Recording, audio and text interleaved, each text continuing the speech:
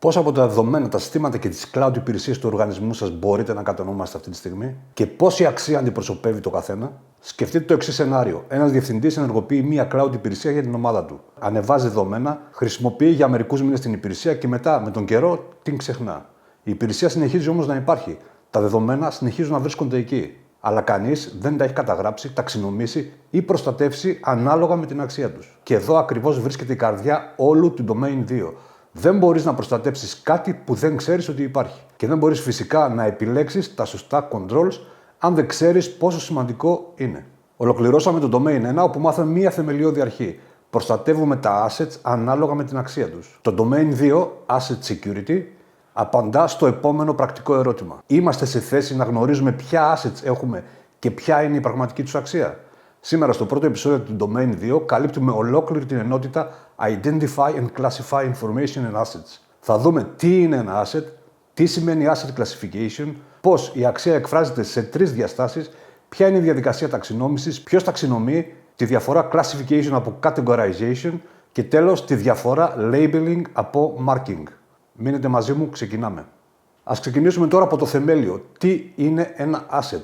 Περιουσιακό στοιχείο ή στοιχείο αξίας? Ένα asset λοιπόν είναι οτιδήποτε αντιπροσωπεύει αξία για τον οργανισμό. Είτε αυτή είναι ποσοτική είτε ποιοτική.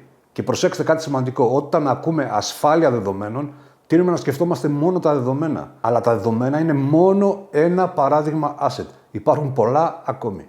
Τα assets χωρίζονται σε δύο μεγάλες κατηγορίες. Tangible, υλικά, servers, εξοπλισμός δικτύου, έντυπα έγγραφα. Και intangible, άειλα, τα δεδομένα, η φήμη του οργανισμού, η πνευματική ιδιοκτησία. Οι οργανισμοί με όρημα προγράμματα asset management και ιδίως όσοι λειτουργούν σε αυστηρά ρυθμιζόμενα περιβάλλοντα έχουν επεκτείνει τα συστήματα ταξινόμησής τους ώστε να καλύπτουν όλα τα assets, υλικά και άειλα, όχι μόνο τα δεδομένα. Θυμηθείτε τώρα την αρχή από το Domain 1. Η προστασία ενός asset βασίζεται πάντα στην αξία του. Αυτό σημαίνει ότι για να είναι η ασφάλεια enabler, πολλαπλασιαστής, και όχι εμπόδιο, η προστασία πρέπει να είναι cost effective, αποδοτική ως προς το κόστος. Όσο αυξάνει η αξία ενός asset, τόσο αυξάνει και η προσπάθεια που επενδύουμε για να το προστατέψουμε. Ένα λιγότερο πολύτιμο asset δεν δικαιολογεί ακριβή προστασία. Αυτή η ισορροπία είναι και το κλειδί. Πριν μιλήσουμε όμως για λύσεις, ας περιγράψουμε το πρόβλημα. Και είναι ένα από τα πιο συχνά προβλήματα που αντιμετωπίζουν οι οργανισμοί. Οι οργανισμοί συχνά δεν γνωρίζουν ποια assets έχουν, ούτε πόσο αξίζουν. Αυτό τους αφήνει εκτεθειμένους, ειδικά όταν υπάρχουν πολύτιμα δεδομένα που δεν προστατεύονται επαρκώς. Και σε έναν μεγάλο πολυεθνικό οργανισμό αυτό γίνεται τεράστιο εγχείρημα. Υπάρχουν πολλών ειδών assets και επιπλέον αυτά δημιουργούνται, αγοράζονται, ενοικιάζονται ή αναλαμβάνονται συνεχώς. Το τοπίο αλλάζει διαρκώς. Ποια είναι λοιπόν η αφετηρία της λύσης? Δύο πράγματα που πάνε μαζί. Πρώτον, ένα asset classification program, δηλαδή πρόγραμμα ταξινόμησης στοιχείων. Και δεύτερον, ένα asset inventory, σύστημα απογραφής. Αυτά τα δύο μαζί είναι το σημείο εκκίνησης για να εντοπίσεις και να προστατέψεις σωστά κάθε asset. Δεν μπορείς να ξεκινήσεις από πουθενά άλλου. Πρώτα πρέπει να ξέρεις τι έχεις. Και το inventory δεν πρέπει να είναι απλώς μια λίστα ονομάτων. Για κάθε asset ο οργανισμός πρέπει πρακτικά να γνωρίζει τουλάχιστον τι είναι, πού βρίσκεται, ποιος είναι ο owner, ιδιοκτήτης, ποιον επιχειρηματικό σκοπό εξυπηρετεί, τι δεδομένα αποθηκεύει ή επεξεργάζεται, από ποια άλλα συστήματα εξαρτάται και σε ποιο στάδιο του κύκλου ζωής του βρίσκεται. Ένα server χωρίς owner είναι πρόβλημα. Μια εφαρμογή χωρίς καταγεγραμμένες dependencies είναι πρόβλημα. Και μια cloud υπηρεσία που υπάρχει μόνο στον λογαριασμό ενός υπαλλήλου μπορεί να εξαφανιστεί από την εικόνα του οργανισμού ακόμη και αν συνεχίζει να φιλοξενεί πολύτιμα δεδομένα. Παράδειγμα, το σενάριο της εισαγωγής αυτού του επεισοδίου είναι ένα κλασικό shadow IT. Ένας διευθυντής ενεργοποιεί μια cloud υπηρεσία, ανεβάζει δεδομένα και με τον καιρό την ξεχνά. Η υπηρεσία υπάρχει, τα δεδομένα κάθονται εκεί, αλλά κανείς δεν τα κατέγραψε, ταξινόμησε ή προστάτεψε ανάλογα με την αξία τους. Χωρίς λοιπόν inventory, αυτά τα δεδομένα είναι αόρατα και τα δεδομένα που δεν έχουν καταγραφεί δεν μπορούν δυστυχώς να προστατευτούν συστηματικά. Ας ορίσουμε τώρα με ακρίβεια τι είναι το asset classification, ταξινόμηση στοιχείων. Ο ορισμός είναι απλός, αλλά κρίσιμος. Asset classification είναι η απόδοση στα assets του επίπεδου προστασίας που χρειάζονται, βάσει της αξίας τους για τον οργανισμό. Κρατήστε αυτή τη φράση, βάσει της αξίας τους. Αυτή είναι η ουσία. Πώς λειτουργεί τώρα στην πράξη? Με τρία δομικά στοιχεία. Πρώτον, ένα classification system, σύστημα κλάσεων. Είναι μία σειρά από κλάσεις, κάθε μία από τις οποίες αντιπροσωπεύει ένα επίπεδο προστασίας.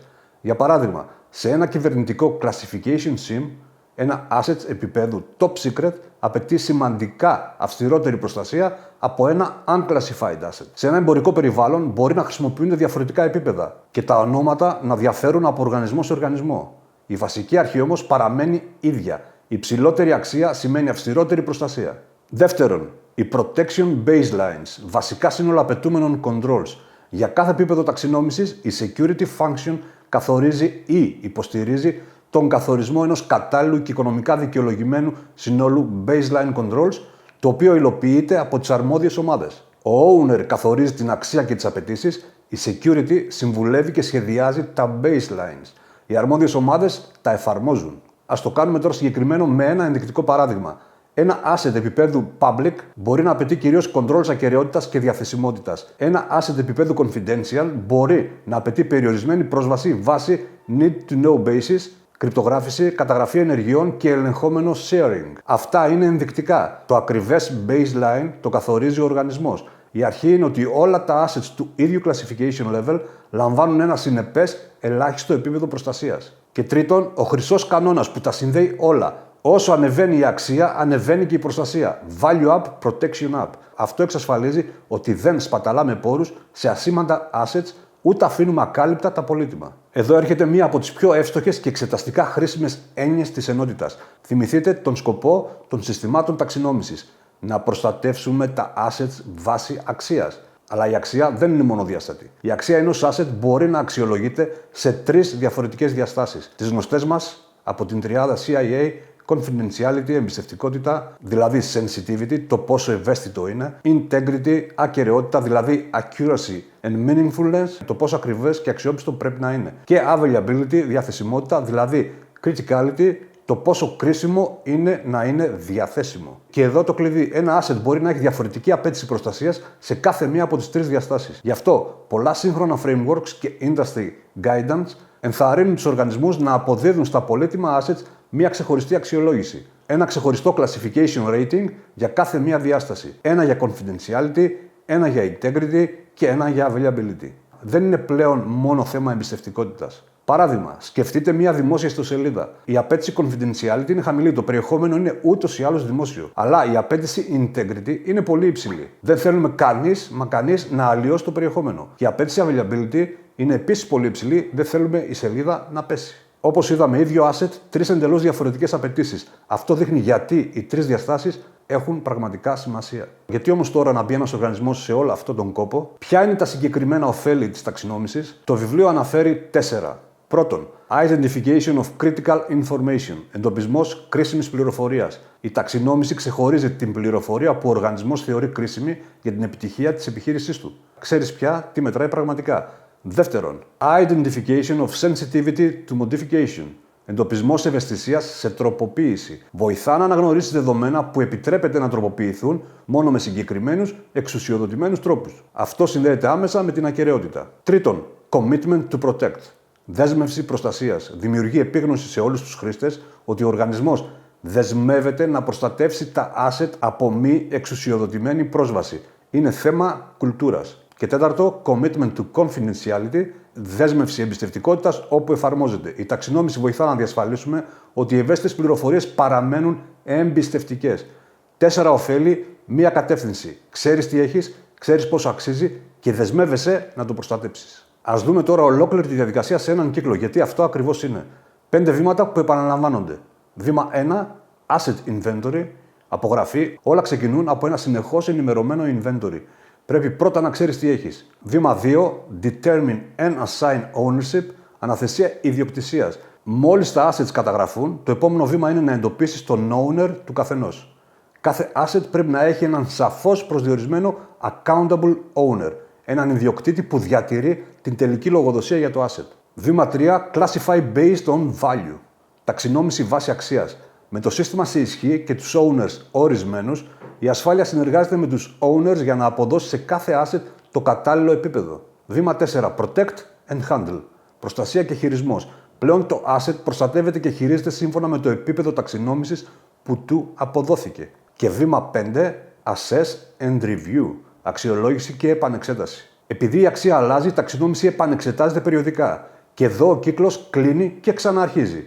Νέα assets προστίθενται, owners αλλάζουν, νόμοι αλλάζουν και η όλη διαδικασία τροφοδοτείται ξανά από το ενημερωμένο inventory. Δεν είναι γραμμή, είναι κύκλος. Ας περάσουμε τώρα ένα asset μέσα από ολόκληρο τον κύκλο για να το δούμε στην πράξη. Ένας οργανισμός εντοπίζει στο inventory μια βάση δεδομένων που υποστηρίζει μια κρίσιμη επιχειρησιακή λειτουργία. Αναθέτει ownership στον επικεφαλή της αρμόδιας επιχειρησιακής μονάδας. Στο πρόσωπο δηλαδή που κατανοεί καλύτερα την αξία, τη χρήση και τις επιπτώσεις της απώλειας ή αλλίωσης των δεδομένων. Ο owner αξιολογεί ότι η βάση έχει υψηλή απέτηση confidentiality, επειδή περιέχει ευαίσθητες πληροφορίες, υψηλή integrity, επειδή χρησιμοποιείται για σημαντικές επιχειρησιακές αποφάσεις και σημαντική availability, επειδή πρέπει να είναι διαθέσιμη σε κρίσιμες χρονικές περιόδους. Με βάση τώρα αυτή την αξιολόγηση εφαρμόζονται τα κατάλληλα controls και handling requirements. Και αργότερα, αν αλλάξει επιχειρησιακή χρήση, η τεχνολογία ή οι νομικές απαιτήσεις, η classification επανεξετάζεται. Έτσι λειτουργεί ο κύκλος στην πράξη. Δεν ταξινομούμε απλώς ένα όνομα σε ένα φύλλο Excel. Ταξινομούμε ένα asset που υποστηρίζει μια πραγματική επιχειρησιακή λειτουργία. Το γιατί ο business owner διατηρεί την accountability ενώ το IT τμήμα μπορεί να λειτουργήσει ως custodian θα το αναλύσουμε πλήρως στο επόμενο επεισόδιο. Ένα κρίσιμο ερώτημα: ποιος τελικά αποφασίζει την ταξινόμηση? Ας ξεκαθαρίσουμε τους ρόλους γιατί εξετάζονται. Ο owner, ιδιοκτήτης, κατανοεί καλύτερα από τον καθένα την επιχειρησιακή αξία του asset. Αυτός προτείνει και εγκρίνει την ταξινόμηση. Και προσοχή σε αυτό. Ο owner μπορεί να αναθέσει responsibility σε άλλους, αλλά διατηρεί πάντα την τελική accountability για το asset. Η λογοδοσία δηλαδή δεν εκχωρείται ποτέ. Παραμένει πάντα στον owner. Η security, ασφάλεια, έχει ρόλο υποστηρικτικό και συμβουλευτικό. Παρέχει τα baselines και τα controls. Συμβουλεύει τον owner, αλλά δεν κατέχει το asset. Η ασφάλεια είναι εκεί για να υποστηρίξει την υλοποίηση των κατάλληλων controls. Και το Classification Committee ή Working Group προσφέρει κάτι που κανένας μεμονωμένος owner δεν μπορεί. Συνέπεια, αντικειμενικότητα και μία οπτική σε επίπεδο ολόκληρου του οργανισμού. Αποτελείται από εκπροσώπους διαφορετικών τομέων και επικυρώνει το scoring system που χρησιμοποιείται. Και εδώ το κλασικό, πολύ αληθινό πρόβλημα. Όταν συζητάμε τη σημασία ενός asset, όλοι το χαρακτηρίζουν ως critical. Ο καθένας νομίζει ότι το δικό του asset είναι από τα πιο σημαντικά. Όταν όμως έρχεται η ώρα να υπολογιστεί το κόστος προστασίας αυτών των κρίσιμων assets, οι ίδιοι κάνουν το αντίθετο. Αρχίζει η underclassification. Η λύση σε αυτό, ακριβώς αυτό το αντικειμενικό committee μαζί με ένα συνεπές scoring system που μειώνει την υποκειμενικότητα. Και τι γίνεται αν ο owner και η security διαφωνούν? Η security παρέχει την ανάλυση, τα standards, τα regulatory requirements και τις συνέπειες της κάθε επιλογής. Ο owner δεν μπορεί απλώς να αγνοήσει τις υποχρεωτικές απαιτήσεις. Accountable owner δεν σημαίνει αποφασίζω αυθαίρετα. Και όταν υπάρχει σύγκρουση ή ασυνέπεια ανάμεσα σε διαφορετικούς owners, το Classification Committee ή το αρμόδιο Governance Body διασφαλίζει ότι λαμβάνεται και εφαρμόζεται μια συνεπής οργανωσιακή απόφαση. Ένα σημείο που πολλοί υποτιμούν: η ταξινόμηση δεν είναι κάτι που κάνεις μία φορά και το ξεχνάς. Είναι ongoing, συνεχής. Γιατί? Επειδή η αξία των assets αλλάζει με τον χρόνο. Ένα asset που σήμερα είναι top secret μπορεί αύριο να γίνει λιγότερο πολύτιμο και το αντίστροφο. Οι λόγοι ποικίλουν. Η ηλικία του asset, αλλαγές σε νόμους και κανονισμούς, νέες ανάγκες συμμόρφωσης. Και επειδή οι οργανισμοί προσθέτουν και αφαιρούν assets συνεχώς, οι owners έρχονται και φεύγουν. Οι νόμοι αλλάζουν. Απαιτείται συνεχής αξιολόγηση και επανεξέταση όλων των βημάτων. Και εδώ τώρα θέλω να χτίσω μια γέφυρα προς τα επόμενα επεισόδια. Η classification δεν καθορίζει μόνο πώς προστατεύεται ένα asset σήμερα. Καθορίζει επίσης πόσο διατηρείται, retention, πότε αρχιοθετείται, archiving και πώς καταστρέφεται, destruction, στο τέλος του κύκλου ζωής του. Δεν θα ανοίξω εδώ αυτά τα θέματα, τα retention periods, τις μεθόδους distraction και το data remnants θα τα αναλύσουμε διεξοδικά στο επεισόδιο 2-3. Για τώρα κρατήστε μόνο τη σύνδεση. Η ταξινόμηση είναι το σημείο εκκίνησης για ολόκληρο τον κύκλο ζωής του asset. Τώρα φτάνουμε σε μια διάκριση που το CISSP Exam λατρεύει να εξετάζει. Classification έναντι categorization. Ακούγονται παρόμοια, αλλά είναι διαφορετικά. Στο πλαίσιο της συγκεκριμένης ενότητας, classification, ταξινόμηση, είναι το σύστημα κλάσεων. Ένα σύστημα που έχει στήσει ο οργανισμός για να διαφοροποιεί τις αξίες των assets και άρα τα επίπεδα προστασίας. Είναι το σύστημα, για παράδειγμα, η ιεραρχία top secret, secret, confidential, unclassified. Και categorization, κατηγοριοποίηση, είναι η ίδια η πράξη της ανάθεσης ενός asset σε μία από αυτές τις κλάσεις. Όταν ένας owner λέει αυτό το asset πρέπει να χαρακτηριστεί top secret, αυτή η πράξη, αυτή η απόφαση είναι το categorization του asset. Ας το κρατήσουμε με έναν απλό μνημονικό κανόνα. Classification είναι το σύστημα, Categorization είναι η πράξη της ταξινόμησης μέσα σε αυτό το σύστημα. Το ένα είναι το πλαίσιο, το άλλο είναι η ενέργεια. Μια μικρή δικλείδα ασφαλείας. Οι όροι αυτοί μπορεί να χρησιμοποιούνται κάπως διαφορετικά σε άλλα frameworks. Γι' αυτό στην εξέταση ακολουθήστε πάντα το context και τους ορισμούς που σας δίνει το ίδιο το σενάριο της ερώτησης. Ας δούμε τώρα παραδείγματα, αλλά με μια σημαντική διάκριση που θα σας γλιτώσει από ένα κλασικό exam trap. Και το πρώτο πράγμα που πρέπει να καταλάβετε είναι ότι οι διαφορετικοί οργανισμοί χρησιμοποιούν διαφορετικά classification schemes. Δεν υπάρχει μια παγκόσμια ιεραρχία. Δείτε τώρα δύο παραδείγματα. Ένα κυβερνητικό ή στρατιωτικό μπορεί να έχει τη μορφή top secret, μετά confidential, μετά unclassified. Και ένα σύνηθες ενδεικτικό εμπορικό, τονίζω ενδεικτικό γιατί τα ονόματα διαφέρουν από εταιρεία σε εταιρεία, μπορεί να έχει τη μορφή restricted, confidential, internal, public. Τα ονόματα και η ακριβής αξία κάθε επίπεδου διαφέρουν ανά οργανισμό. Η αρχή είναι που παραμένει σταθερή. Και τώρα το κρίσιμο σημείο. Ξεχωριστά από αυτά υπάρχουν τύποι πληροφορίας που χρειάζονται προστασία. Protected Information Types ή Designations.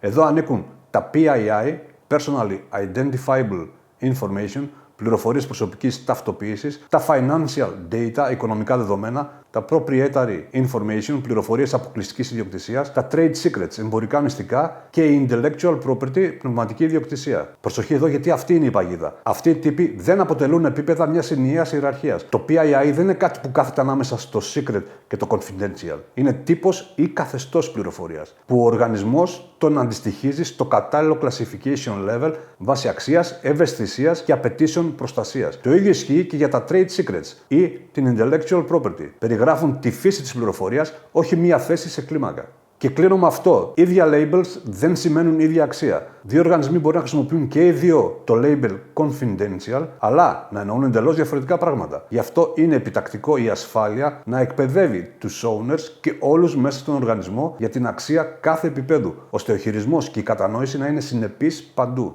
Και φτάνουμε στην τελευταία μεγάλη διάκριση της ενότητας, άλλη μια αγαπημένη της εξέτασης. Labeling έναντι marking. Μόλις τα assets ταξινομηθούν και κατηγοριοποιηθούν, πρέπει να εφαρμοστούν labeling και marking. Οι λέξεις μοιάζουν, αλλά τα πράγματα είναι πολύ διαφορετικά. Ας το πούμε απλά, labeling σημαίνει ότι το σύστημα συνδέει machine readable security attributes με δεδομένα χρήστες ή άλλα objects και έτσι μπορεί να επιβάλλει αυτόματα την πολιτική ασφαλείας. Είναι δηλαδή αναγνώσιμο από το σύστημα και επιτρέπει system-based enforcement. Επειδή εξαρτάται από τις ανάγκες κάθε οργανισμού, οι προσεγγίσεις labeling διαφέρουν από οργανισμό σε οργανισμό. Marking από την άλλη. Σημαίνει ότι εμφανίζονται human readable οδηγίες ώστε ο άνθρωπος να γνωρίζει πώς πρέπει να χειριστεί το asset. Είναι οι οδηγίες χειρισμού, handling instructions, βασισμένες στο label και κατευθύνουν τον χειρισμό σύμφωνα με νόμους και εσωτερικές πολιτικές. Επιτρέπει process-based enforcement. Για να λύσουμε την όποια σύγχυση, ακολουθεί ένα παράδειγμα. Το label είναι metadata που λέει σε γλώσσα μηχανής Classification is confidential. Το marking είναι η ανθρώπινη οδηγία πάνω στο έγγραφο. Confidential, do not distribute externally. Το πρώτο το διαβάζει το σύστημα, το δεύτερο το διαβάζει ο άνθρωπος. Κάτι χαρακτηρισμένο top secret για παράδειγμα μπορεί να έχει marking που λέει να μην απομακρυνθεί από τις εγκαταστάσεις. Και η ίδια η αρχή πρέπει να εφαρμόζεται με συνέπεια, ανεξάρτητα από τη μορφή του asset. Ένα ηλεκτρονικό αρχείο μπορεί να έχει classification attributes στα metadata και ορατό marking στην πρώτη σελίδα. Μια εκτυπωμένη έκδοση όμως δεν έχει πλέον το ίδιο machine readable metadata. Άρα το human readable marking γίνεται ακόμη σημαντικότερο. Ο στόχος τελικά είναι ο άνθρωπος και το σύστημα να λαμβάνουν το ίδιο μήνυμα για το επίπεδο προστασίας και τον απαιτούμενο χειρισμό. Αφού τώρα το βασικό χαρακτηριστικό του labeling είναι η system readability, ας δούμε ποιες μεθόδους χρησιμοποιεί στην πράξη και πόσο κοστίζει κάθε μία. Ορισμένες από αυτές, όπως για παράδειγμα το RFID και το GPS, χρησιμοποιούνται και για identification και asset tracking, όχι μόνο για security labeling. Και όλες πρέπει να είναι cost effective. Πρώτα τα metadata, ενσωματωμένα attributes αναγνώσιμα από το σύστημα που μπορούν να μεταφέρουν τα classification attributes και να επιτρέπουν στα συστήματα να τα επεξεργάζονται αυτόματα. Μετά τα barcodes. Έχουν ελάχιστο κόστος, τυπώνονται εύκολα σε συσκευασίες και τα βλέπουμε καθημερινά στο σκανάρισμα προϊόντων στο σούπερ μάρκετ. Τα QR codes μπορούν να κρατήσουν περισσότερη πληροφορία από ένα barcode. Επίσης, εκτυπώνονται εύκολα και σκανάρονται με μία εφαρμογή smartphone. Τα RFID tags, Radio Frequency Identification, είναι ακριβότερα από τα QR ή τα barcodes, αλλά έχουν μία πολύ αποδοτική χρήση σε αποθήκες όπου πρέπει να παρακολουθείτε το inventory χωρίς να πιάνεις και να σκανάρεις κάθε αντικείμενο ξεχωριστά. Ο reader κινείται απλώς πάνω κάτω στους διαδρόμους. Και τέλος, τα GPS tags. Global Positioning System. Είναι τα ακριβότερα και τα πιο δύσκολα στην υλοποίηση. Συνήθως δικαιολογούνται οικονομικά μόνο όταν πολύτιμα assets μετακινούνται και απαιτούν απομακρυσμένη παρακολούθηση. Και εδώ τώρα ο κανόνας απόφαση. Η σωστή επιλογή δεν είναι πάντοτε τεχνολογικά πιο προηγμένη. Εξαρτάται από την αξία του asset, από το πόσο συχνά μετακινείται, από το αν απαιτείται απομακρυσμένη παρακολούθηση, από τα πόσα αντικείμενα υπάρχουν και από το πόσο κοστίζει η απώλεια ή η λανθασμένη καταγραφή τους. Δεν βάζεις GPS tag σε ένα κουτί κοινών αναλωσίμων και δεν βασίζεις σε ένα απλό barcode όταν πρέπει να γνωρίζει συνεχώς πού βρίσκεται ένα εξαιρετικά πολύτιμο κινητό asset. Ας δέσουμε τώρα όλο το επεισόδιο σε μία εικόνα, γιατί τα slides που έχουμε δει μέχρι τώρα δεν ήταν ξεχωριστά θέματα. Ήταν μία ενιαία διαδικασία που χτίστηκε σταδιακά. Το νήμα είναι αυτό. Know, γνώρισε τι έχεις μέσω inventory, assign ownership, ανέθεσε ιδιοκτησία, classify, ταξινόμησε βάση αξίας, label and mark. Επισήμανε για το σύστημα και σημείωσε για τον άνθρωπο. Protect and handle, προστάτεψε και χειρίσου, βάση ταξινόμησης πάντα, και review, επανεξέτασε γιατί όλα αλλάζουν. Παρατηρήστε ότι αυτό το νήμα συμφωνεί ακριβώς με τον κύκλο ταξινόμησης που είδαμε νωρίτερα. Δεν ξέρω τι έχω, οπότε κάνω inventory, αποδίδω ownership, αξιολογώ την αξία, ταξινομώ, επισημαίνω, προστατεύω και επανεξετάζω. Αυτή είναι η λογική ολόκληρου του Domain 2. Κρατήστε αυτό το νήμα, είναι το καλύτερό σας μνημονικό. Ας συγκεντρώσουμε τώρα τα κρίσιμα σημεία για την εξέταση. Classification versus categorization. Classification είναι το σύστημα κλάσεων ταξινομημένων κατά αξία. Categorization είναι η πράξη της ανάθεσης ενός asset σε μία κλάση. Σύστημα έναντι πράξης. Labeling είναι system readable, machine readable attributes για το σύστημα. Marking είναι human readable, οδηγίες χειρισμού για τον άνθρωπο. Η αξία σε τρεις διαστάσεις, confidentiality ως sensitivity, integrity ως accuracy, availability ως criticality. Ένα asset μπορεί να έχει ξεχωριστή αξιολόγηση σε κάθε μία. Owner is unaccountable. Ο owner μπορεί να αναθέσει responsibilities, αλλά διατηρεί πάντα την τελική accountability για την ταξινόμηση και την προστασία. Η accountability δεν εκχωρείται. Η security είναι support και advice. Classification is ongoing. Δεν γίνεται μια φορά και ξεχνιέται. Επανεξετάζεται καθώς αλλάζει η αξία. Παγίδα, τύποι πληροφορίας είναι διαφορετικό από τα επίπεδα. Τα PII, Trade Secrets, Proprietary Information και Intellectual Property δεν είναι classification levels. Είναι τύποι ή designators που αντιστοιχίζονται σε ένα level. Και ένα γενικό χρυσό tip, ίδια labels δεν σημαίνουν ίδια αξία. Τα classification schemes και οι ορισμοί τους διαφέρουν ανά οργανισμό. Γι' αυτό ακολουθήστε πάντα το context του σενάριου της ερώτησης. Αυτό είναι το επεισόδιο 2.1. Το πρώτο μας βήμα μέσα στο Domain 2. Καλύψαμε το τι είναι ένα asset, τι σημαίνει asset classification και πώς χτίζονται τα baselines, την αξία σε τρεις διαστάσεις CIA, τα ωφέλη της ταξινόμησης, το κύκλο της διαδικασίας, τους ρόλους owner, security και committee, τη διάκριση classification από categorization, τη διαφορά ανάμεσα σε classification schemes και τύπους προστατευόμενης πληροφορίας και τέλος τη διαφορά labeling και marking μαζί με τις μεθόδους labeling. Στο επεισόδιο 2.2 προχωράμε στα handling requirements και στους ρόλους και ευθύνες. Θα δούμε το media handling και το media storage και θα αναλύσουμε πλήρως τους ρόλους data owner ή controller, data processor, data custodian, data steward και data subject, μαζί με το data classification policy που τα δένει όλα. Κάνε λοιπόν subscribe και κλικ στο notification bell για να μην χάνεις κανένα επεισόδιο. Και φυσικά επισκέψου το hellascyberdefense.gr. Σας ευχαριστώ πάρα πολύ.